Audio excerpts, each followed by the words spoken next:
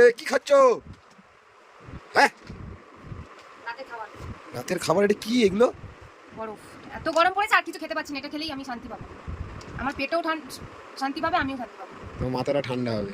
পাগলের ছাতা কোথা করে বরফ খাচ্ছে, এবার একেও দিচ্ছে। এই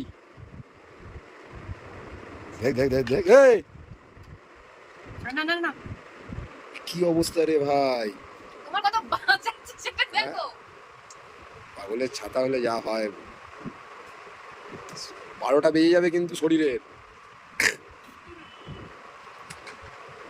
তুমি পাগল ফাগল হয়ে গেছো নাকি সত্যি করে বলো তো? বরফ এনে কুলারে ঢালছো, রাত্রিবেলা বরফ খাচ্ছ, হ্যাঁ? নিউমোনিয়া হয়ে যাবে তোমার গরমে। তুমি যে ওটাই দাও, আমি মরে গেলে তুমি শান্তি হয়ে যাবে।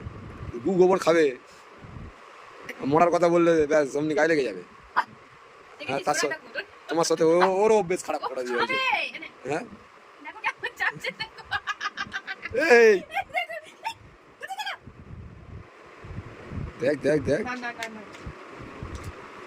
এবার চাইছে কি মেয়ে রে ভাই!